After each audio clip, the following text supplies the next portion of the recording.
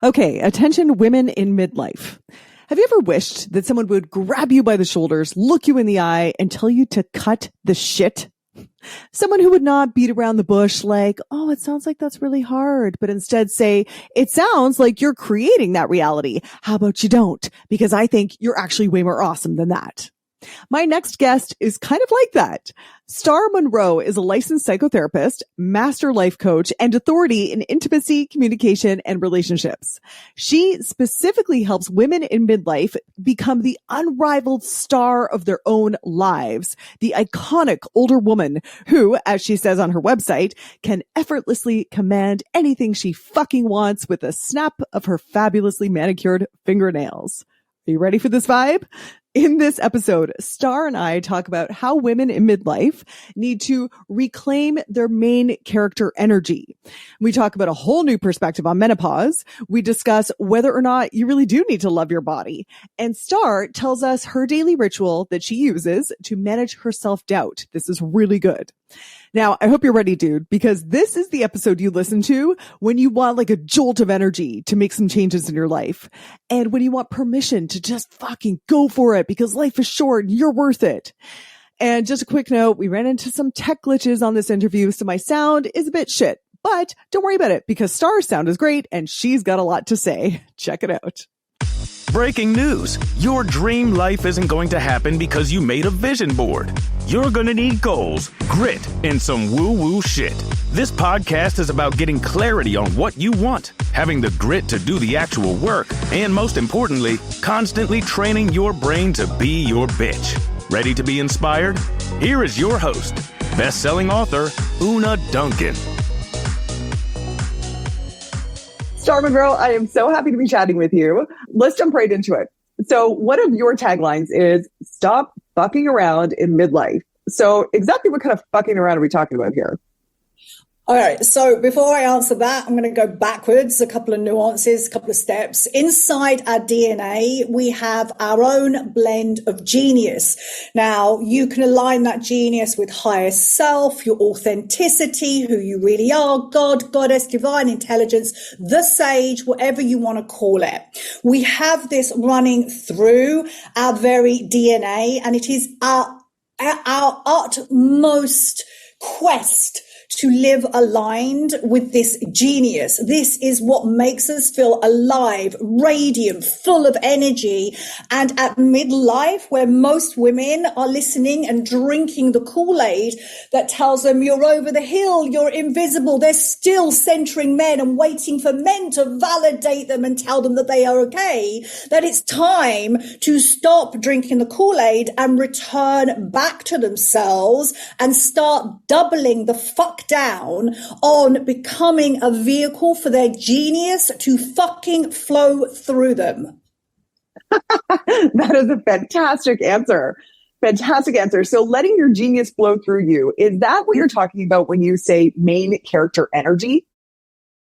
I use main character energy as the vehicle to guide and support women in accessing their genius. I'm glamorous, I'm bold, I'm feisty, and I have been doing my job for over 35 years now. And I've always looked for different avenues that spark women alive, that get them to wake the fuck up and do the work. And the thing is, if we don't package it right, if we don't wrap it up in a nice, beautiful red bow, then women will walk past it and they will carry on doing what they're doing. What I love about main character energy is it flies in the face of what the generations before us and the patriarchy are telling us, that we need to make ourselves a priority. We have to become obsessed with ourselves. We have to turn the mother energy that is directed on the outside, nurturing, caregiving, saving, rescuing, trying to change everyone in everyone else's business.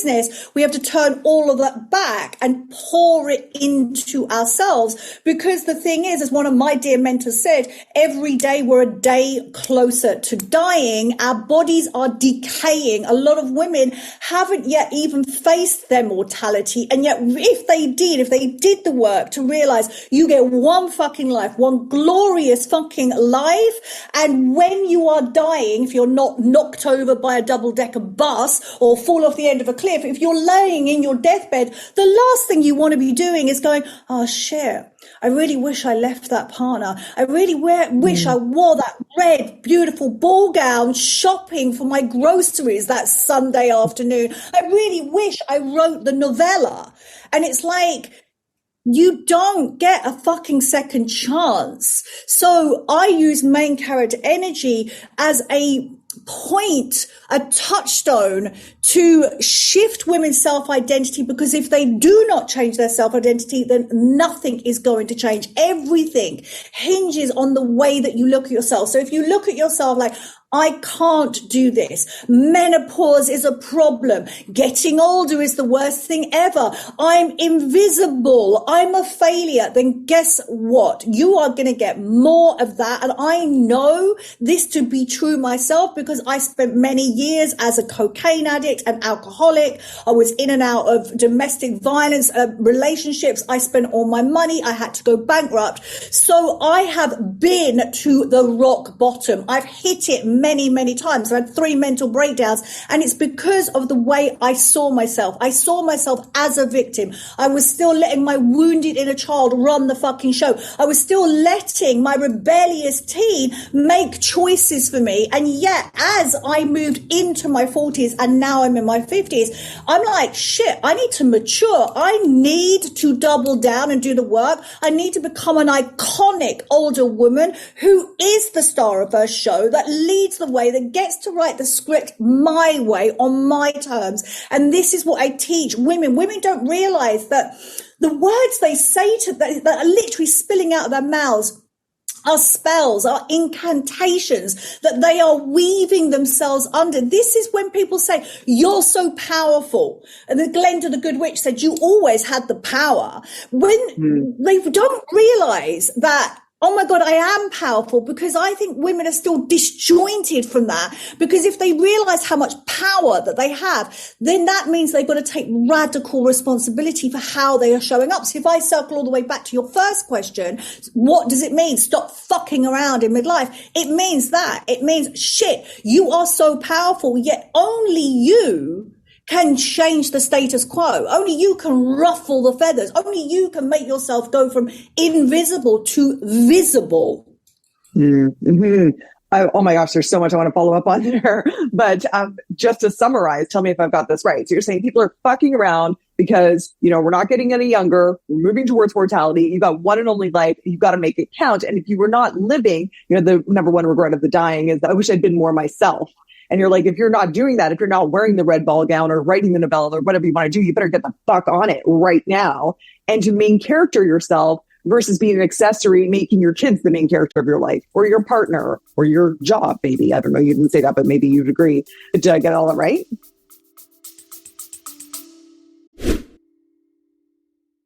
This podcast is sponsored by my health and fitness company, but I'm going to let someone else tell you about that.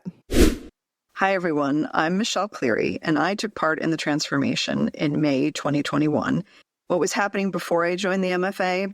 I thought, like every year since I was 13 years old, I was about to step on the diet roller coaster again and try yet another diet and workout routine. I had gained 20 pounds during the pandemic, and I knew I needed to make a change before my weight climbed even higher. What happened after? It does feel good. I am happy. The healthiest I've ever been in my life. And at 56 years old, I'm getting stronger every day. For anybody considering joining, the combination of delicious food recipes, which are based on whole food, curated very fun workouts, and the amazing community of support, accountability, and encouragement is the formula that helped me make the changes that allow me to sustain for the rest of my life. I hit my goal weight 2.5 years ago. I've never maintained my weight this long. Thanks so much, Una and the MFA team. Forever grateful. You summarize that wonderfully. I was talking to a client yesterday, And it's taken us, she's a private client, and we're in session 4, and it took her, I was pushing her, like my job is to call women out on their bullshit. There's not enough people that can really call people out on their bullshit. And the thing is that I've got the skills to be able to back that up because I'm a licensed psychotherapist. So I was calling her out on her bullshit, and only yesterday she went, oh, I've been doing what you've been telling me because there's daily practices that I ask all my clients to do. And she went, oh, I'm looking at my partner and he has an amazing life. He has an amazing business. He's got all the wealth. He's got a great social circle. She says, I look at my life and I'm in the home and all I do is clean. I went, yeah, bitch. I went, you're the sideline. You're the side piece in his movie. And she's like, I see that now. And do you know what it is? It's like, none of us can make anyone see it. None of us can make anyone change. And again, I talk as a past addict. It's like, you cannot make anyone change. My job is to be over here. I am the invitation to you living a life aligned with your genius. And when you're ready, that's when everything shifts and changes. Nothing's going to change until the particular woman goes, I'm done living this life. There's something more for me. Let's go. Let's strut. Okay, I want to talk about that moment for you. And so I'm on your site, looking at all of your awesome stuff that you do. And on your biography on your site, you said there was a night when you were seriously considering getting someone to blow cocaine up your asshole. Direct quote. I love that you include that on your site. Can you tell us about that night and how it led to you being here today in your fucking main character era?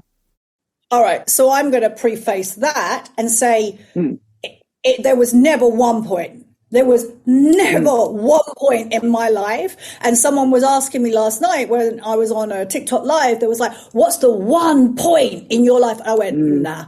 I went, you are drinking the Kool-Aid. People are still pushing it down you that there was one fucking thing that changed your life. There was never one thing. I will talk about that moment. But then I still stumbled and I still fell and I still fucked up. And that's what life's all about. And yet that particular point was 2008. And I had been using cocaine every single day for about 7 years. I was a high functioning addict. I had an amazing pole dancing business. I was an international showgirl. So I was on one hand this like flamboyant personality, and then the other hand I was in the gutter doing coke, like hanging around with really terrible people, toxic drama, chaos. And I just had my, I think, second or third boob job, and I had these massive tits, and I had my nose job done as well. And I was at home after the operation. It was probably about a month later, and I was using cocaine, and I was like, I can't do coke up my nose because I have my nose done. And so that's that thought of, oh my God, what's the other way to do it? So that hence I need someone to blow up my ass. And yet that was like a snippet of it. And what happened on this particular day, it was I ran out of coke, I ran out of booze, and I drove up the road drunk to check into a hotel so I could carry on drinking. And when I woke up in the morning, I was on the hotel floor, wasn't even in the bed, I was just sprawled on the floor, clutching this bottle of wine. And I was like, you're fucking your life up. You can no longer do this. You have to do something about it. And then within a week, I stopped. I was like, I'm done with that life, and I am reinventing myself. And how I reinvented myself at that point was I went into the bodybuilding world and I became a figure athlete. So that's how I channeled that energy. Was bodybuilding, was it therapeutic, or did it turn out to be another sort of unhealthy addiction cycle? So at the time, I was still carrying a lot of unhealed body image issues, weight issues, and I went into it because I admired these women on stage and I was drawn to how they looked. So I was very much focused on the external. And way back when I did it, it reignited all my binge eating. And that was And so, but as I look now, how far I am now, that wasn't anything to do with the bodybuilding. That was the fact that I walked through the door and I went into a sport. I became an athlete and I still had unhealed issues within inside me. As I've moved all the way forward, and if I come back all the way to the root of that, it was because of unhealed childhood.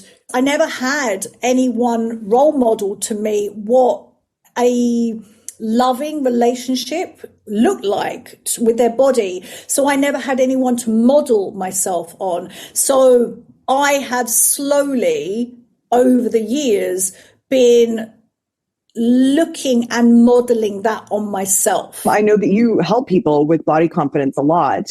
And I talk about this as well. I'd love to hear your perspective about the paradox of embracing and loving your body exactly as it is and the desire to improve it. Do you have any thoughts that you want to share about that? Well, you don't have to love your body. You don't have to like your body.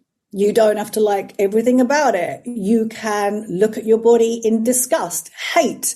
You can loathe it. You can be quite neutral about it. And so what you've got to do, so when you ever have a client come in for psychotherapy, you've got to meet people where they're at. And so this is what I struggled with when I first started going, oh, I need to love my body. I know I hate my body. I was like, well, I need to love my body. And so I couldn't quite get my head around, and I still can't get my head around women going, oh, I love my body. It feels disingenuous to me. And that's my shit, my worldview that I am continuously working on and gently challenging. You don't have to fucking love your body if you don't want to. It's okay. Yeah.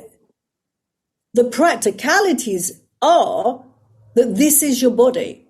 You don't get another one. You can go and have an extension built on the front. You can go and have whatever built on the back. You can have a facelift. And I'm like, you do what the fuck you want. It's your body, your estate, your rules. It's got fuck all to do with anybody else. And yet you can choose, this comes back to main character energy, you taking radical responsibility. You can choose to carry on doing what you're doing with your body and then magnify that 5 years, 10 years, 15 years, 20 years and see where you're going to be. Or you can go, do you know what? I don't really like everything about this body. It's not kind of what I want. And yet it's my home. And if you put the analogy on that you live in a home, and we all live in some kind of home, that you take care of your home. You clean the windows. You put the cutlery away. You may be putting a little paint on the walls. You make the bed in the morning. And it's the same thing. You can look at your body that way, that, oh, okay, I don't really like it. And yet it's my job to take good care of it. And then you start to look, I'm always advocating for you, look for iconic older women to be inspired from, because there are going to be women out there that are living a life that lights you up, that wakes something up for you. But the thing is, it's not just women, it's human beings as an entirety. We think about the destination. We think when we lose 10 pounds, when we have this banging bod, when we've got this great relationship, when I've got all the money, my life's going to be happy, fulfilled. And that's it. It's not. The only destination we've got is death. So the only destination is death. Everything else is a journey. And when that wisdom drops into people's bones, they're like, oh, okay, so my job is to see myself right here, right now. And then that cycles back to what I was saying about spending my life running, numbing, ignoring, denying. And that's what a lot of human beings are doing because they cannot stand to be with themselves. I'm not here to force anyone to do that. You want to carry on doing that? Then fucking get on with it. I'm here for the ones who want to wake up and do things differently. And it means that you've got to meet yourself where you're at. You don't like yourself? don't like yourself. I'm going to learn and cultivate the capacity to be with myself, hating myself, be with myself in disgust of myself, be with myself in shame of myself. And yet, of course, this is probably going to need some therapy. I advocate for everyone to go to therapy. You must learn how you work. You must understand how you are hardwired. You need to understand how you're hardwired before you can rewire yourself. So if I come back to your question, and you gave me a paradox about loving your body and improving your body, let's add some more into that mix, that you don't have to love your body. Maybe what you do is you look at your body with neutrality. You're like, all right, neutrality. Okay. Then it's that next step that may or may not come, because we can't guarantee it for people, that you go, oh, fuck, I'm getting older. Sure. And this is where I come back to the mortality piece. Most people don't even look at the idea of death. A minute ago, I was in my bedroom and I was looking for something in one of my suitcases. My suitcases are heavy and they're on top of the wardrobe. So I had to stand on top of my bed and I had to lift this heavy suitcase off, and I had one hand underneath, and I was like, I've got it. And so as it slid off the wardrobe, I braced myself and I got it. And I went, yeah, this is the shit that I want to be able to do when in 20 years time, this shit, that's the shit I want to be able to do. And so if I bring it back down into more practical terms, I look at my father and I'm like, he can't move. He's never exercised. He's never taken good care of his body. And I'm like, okay, there's a lesson there. I look at my mother. She diets still now at 77. I'm like, you get on with it, woman. You know, if that's what you want to do, my job is not to change her. It's like, that's fine. But she will lose weight, put weight on, lose weight, put weight on, because she's not taking responsibility for herself in the long term. Everyone, I would say 99% of the human population is so hooked onto instant gratification. And our job is to look at the long term. This is what maturity looks like. And you're hitting late 40s, 50s, you're called to mature. You're called to step into, and some of the work I did years ago is to step into your queen archetype and take responsibility for yourself. No one is going to come along and fix you, save you, give you all the answers. And the other thing as well in that, women know inherently what to do because of their genius inside their DNA. It's the implementation where human beings get fucking lazy. Because I was talking to my friend who is a vicar in England, and I said to her, what is it about your congregation that, you know, they don't change? And she goes, they're lazy. I was like, yep, I would 100% agree. Like, I spent years in the fitness industry. I had a Pilates studio. I taught pole dancing, and it takes dedication, it takes commitment, it takes resilience, it takes fortification, it takes patience. And these are your medicines to have an easier life. They are your medicines. And it's like people don't want that. They want the quick fix. They want the next guru, the next shiny thing. And it's not. It comes back to discipline and patience over and over again. So I totally agree with you. And I also think that, you know, you say on your site, in order to upgrade your midlife, you have to push yourself. And I think that a lot of women at this age would say, dude, I am already pushed to the brink. What would you say to that? You know, sometimes they're looking after children and older parents. And the thing is, though, like, whose fault is that? Whose fault is that, though? Come on, right? It's like, oh, well, I'm already pushed to the brink. I've got no time. Well, there you go. There is a huge lesson there for you to be learning. It's like, oh, the way that I'm living my life, the Kool-Aid that I'm drinking, the generational lineage that I'm continuing on. And if I flip us all the way back into the 18th century, libraries were built for men to relax, to decompress, to read their papers, to smoke their cigars, to ponder over life. Women never got that. They had to stay in the home, clean the house, look after the kids, cook. Now, that was the 18th century. We don't live in the 18th century now. We have way more choices, yet a lot of women still think they live in the 18th century. And that gets tied into victim, martyr archetype. And when you're a victim, it's easy because you get to blame everybody else. And I get it. I've been here. I've blamed the patriarchy. I've blamed the capitalism. I've blamed men. I've blamed my mother. I've blamed my father. I've blamed my son. And you know what is at the middle of all of that? It's me. It's me. I'm the catalyst for how I strut through the life of my dreams or my destruction, so to speak. So if a woman is saying, I'm exhausted, my God, I cannot push myself, then we meet you where you're at. You go, wow, you're exhausted. Why is that? What have you been doing to do that? Where have you been giving your energy? Are you making yourself a priority? Are you doing more things that light you up, or are you doing more things that drain your energy? Are you still hooked into patriarchal, generational rules and constructs of how you need to live your life, even though you are a mature adult? Are you taking good care of your mind? Are you taking good care of your emotions? Are you indeed taking good care of your physical body? Are you exercising every single day? Are you drinking your water? How's your sleep hygiene? You have to meet women where they're at. And this is one of the reasons why I decided to close down my psychotherapy practice, because I'm not here to hold the space for people to moan and groan about their life. I'm here to show them that there is another way.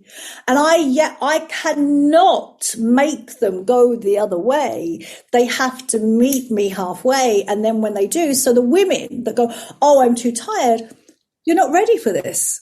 No problem. Carry on, get curious about why you are doing the things you're doing. Here's the other thing. A lot of women, I don't really like saying women, human beings will be latched onto various identities because it gives them something.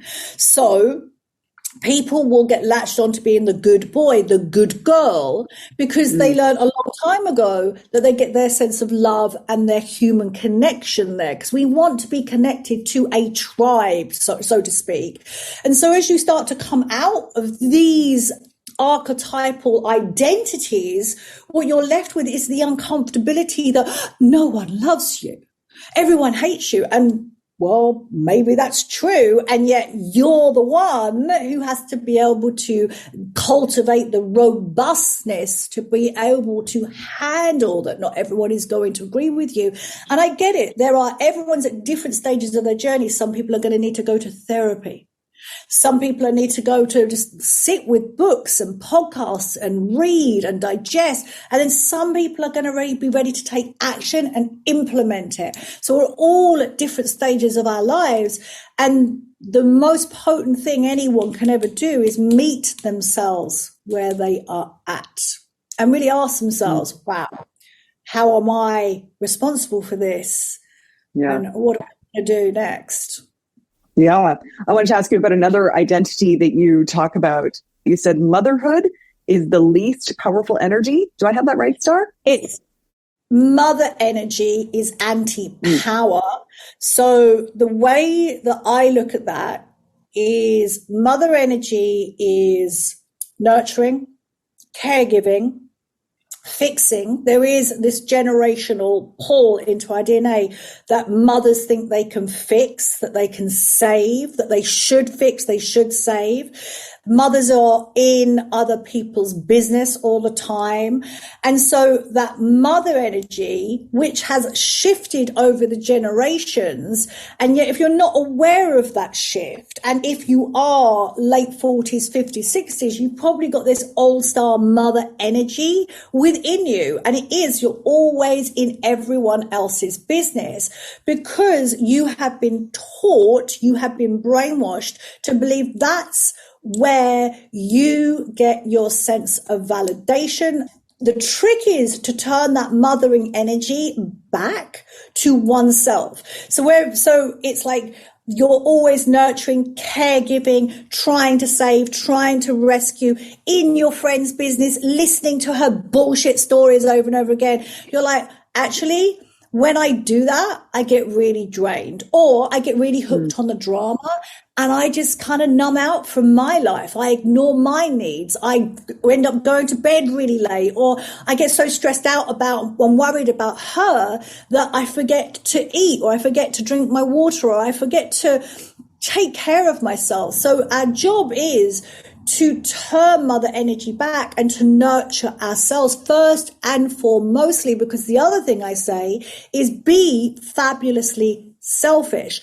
Put yourself first, and then be prepared to deal with the guilt. And yet guilt is not even an emotion. It's based on a perceived set of rules and regulations that have been indoctrinated into you probably before the time you were born. And so can you see how you have to be able to be robust enough to challenge the world at large? And what you're doing first and foremost is you're challenging all the beliefs that have rooted themselves into your subconscious, which are literally creating the life that you're currently living. One belief that I would love for you to challenge is this idea that I keep seeing online and driving me crazy, that it's all over after menopause. Yeah, sure, because that surprises me, because that's not my reality. One of the things that I did a long time ago was stop listening to the news, stop consuming rubbish online, because it is mostly rubbish. There are some gems out there, but mostly it's noise, and it's mostly marketed to make you feel shit about yourself. Menopause, from my point of view, is a rite of passage.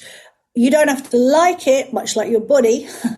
Yet it's a rite of passage. It's coming your way anyway. It's coming your way. So you can either go, oh my God, it's really bad and I don't like it, and I'm going to listen to everything that supports that, because if you and I were sitting out for a cup of coffee and I said, don't look at guys with big noses, all you're going to see for the rest of the fucking day are guys with big noses. So you've got to understand that you're like a heat-seeking missile for whatever you're thinking about. So the way that I look at menopause, it's a rite of passage. It's going to happen whether or not you want it to. What I noticed personally with my body is I put on a shit ton of weight because I was fucking lazy. I was sitting at my computer. I was working. I stopped exercising. I was eating what I want. I was drinking the wine. I had my head in the sand. I was like, yeah, I'm fine because I still look fucking great. No problem. Just carry on. Then I started to notice, oh, my joints don't work. I can't get out of bed properly. My ankles don't work. I can't bend down. Still, I ignored it and carried on until at some point I went, you're really heavy for your frame. You're too heavy. You're carrying too much weight around on your body. And there was some narrative in there. Oh, it's menopause. It's menopause. But I also know if I blame menopause, I do not take responsibility for myself. So I went off, researched it, and, immerse myself with different wisdom to look at menopause as this rite of passage. So the way that I look at it is the way that your body has been put together from puberty all the way up into perimenopause. You're going to have jigsaw pieces of your body. As perimenopause comes along, it literally throws all these jigsaw pieces of how your body runs, what works, how you can eat, how you sleep, how you communicate with people, how you temper your energy, how you manage your anger. It's like, and all those other big emotions, it gets all fucking thrown up in the air. It's like, boof, fuck you, bitch, fuck you. We are on a huge reinvention inside this body, and you're not getting this back for a while. You're not getting this back. This does not fucking land. Your body is in construction. So all the pieces of you are up in the fucking air. What most women do, they panic. They look for quick fixes. I'm like, do HRT, don't do HRT, do not care. It's not my business. It's the woman's business. And you need to be able to advocate for yourself in this life, because there are too many women that say, oh, I don't get the service. I don't get the doctor to see me. You need to stand your mother fucking ground. You need to not relent until you get what you want. And this is a good thing about menopause, because hormones are shifting. You stop caring so much about what other people think, and you do indeed start focusing on yourself. Because one of the side effects I could say of menopause is that we do tend to turn into more of a man's kind of chemical run through on our body, because our hormone that bonds us with people, the babies, the children, it's gone. We're no longer the baby carrying vehicles that we were. So all the pieces of you are up in the air. You're like stressing out. You're like still carrying on, being stressed out, working all the time, like on your phone, doom scrolling, drinking the wine at night, not doing any exercise. And you're like, fuck, I feel like shit. Arguing with your partner because you haven't learned how to do conscious communication, staying in toxic relationships, and then eating the Doritos, eating the crap, not having a great routine. And you wonder why you're fucking feeling like shit. So the first thing is to realize, shit, all my pieces are up in the air. I'm left with this open expanse. Bollocks. I need to fucking double the fuck down and take really good care of this. The things that I would say all women need to do, you need to look at your rhythm, the way that you're moving through life. You need to look at your stress. Most women, and they don't even know it, they're hooked on adrenaline and cortisol. When you're hooked on those two bad boys, cortisol skews your perception of time. So most women are running around thinking they haven't got enough time, yet time is an illusion anyway, and you can bend it. And if people coming at me go, that's a bit woo-woo, and you're like, no, there'll be parts of your life where you've probably been in something very pleasurable, and you're like, oh, yes. And time is immaterial. So it's like, you've got to be able to sort of start to see different perspectives. So understanding your addiction to cortisol and adrenaline, that's going to fuck everything up for you. You've got to start looking at your sleep. You've got to start looking at how you're moving your body. You've got to start looking at how you're eating, how everything that worked for you will no longer work for you, And what human beings hate the most is change. It freaks them out. Yeah, we are so adaptable to change. We're so adaptable to change, yet we fear it. We hate it. And that's why I don't get involved in all the talk about menopause, because I'm just like, it's all bullshit. You can have your own narrative on it. If you sweep over to Japan, they don't even have a name for menopause. It's not even known in their society. So this is kind of where I went with it. And this is not to disregard or disrespect anyone that is having a challenging time. And I will come back to the fact that you need to fucking advocate for yourself. You need to get the support, the help you need. And if you're having a really tough time, therapy. It's the thing that I say over and over again to people. I can't do this. This is too hard. Therapy. You need support. We're not meant to do this on our own. Get the hormones, get the bioidentical hormones that you need, and then really start to look. It's a lifestyle shift. That's what menopause is asking you to do, to go, do you really want to carry on living this way for the remainder of your life? That's the big question menopause is putting towards women. And what it means is that women have to go, fuck, oh shit, I have to look at myself. I have to do the work. And if I just tap one more thing on that is inherently, I think I've said, human beings are lazy motherfuckers. If we can choose the path of least resistance, we're going to choose the path of least resistance, yeah? Speaking of doing the work, can you tell us about your process of obliterating your self-doubts? I think you do this every morning.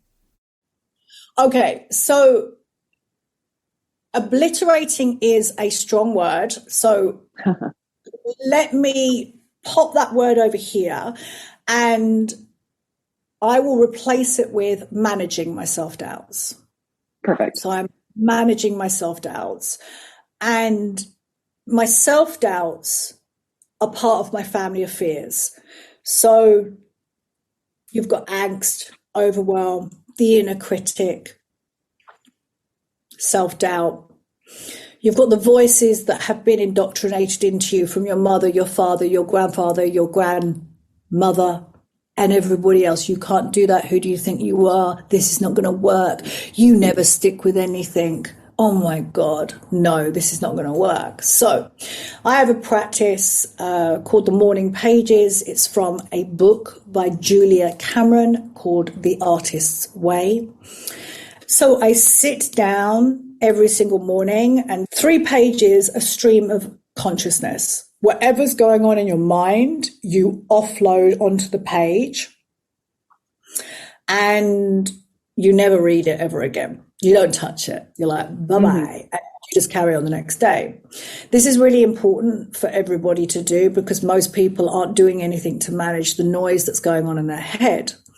So there's a process, the way that I do it, that one, you've got to get into the habit, first of all. So this is not going to happen straight away. You've got to get into the process of showing up for yourself every single day, doing that, showing up, even when you don't want to do it. And because my job is to be the observer of what goes on in my mind, and that's our job as human beings. We need to become the observer of what goes on in our mind. Otherwise, we think we are our mind. We think we are our self-doubts. We think we are the voice of the bullies that used to pick on us when we were 7 years old. So our job is to slowly become the observer of our mind. I notice I call them weeds. Little weeds come like, this is going to go away. This won't last. Who do you think you are? It's not going to happen. So I write it down and I write it all out. So I allow that to be met by me. I don't dismiss it. I don't paint a smiley face on it. I don't ignore it. And then I'll go, I see you. I see you. I understand. I'm not too interested in the voices. I'm interested in the feeling underneath. And so the feeling is fear. I'm out of my comfort zone. And when human beings are rolling waves of consciousness, we're here to grow and evolve. What that means is you have to get out of your comfort zone again and again and again. So you have to learn how to manage all of this. So I greet it, welcome it in. I ask if any of them need anything, where's it's originating from. So here you go. This is me. These are my self-doubts. So I'm kind of doing a gestalt therapy here. So my self-doubt's like, you're never going to do this. I say, I hear you. I hear you. Sounds like you're scared. I'm not scared. You just can't do this. Okay. I hear you. How are you feeling? Well, yeah, all right. I'm scared. I'm scared too. I'm scared too. I don't know what's going to happen because life is uncertain, chaotic, and wildly unpredictable. I've got no idea.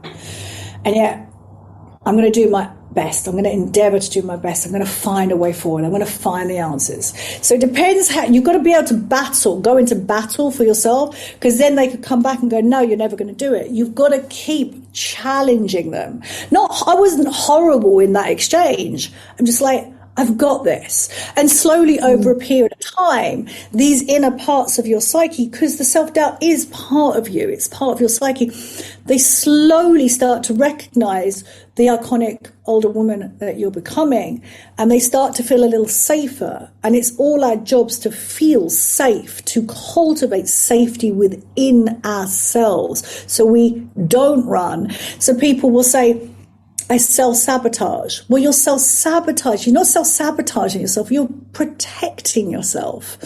This part of me that's going, you can't do it. It's scared and it's protecting me. It's like, don't go any further because this is unsafe. I don't know this.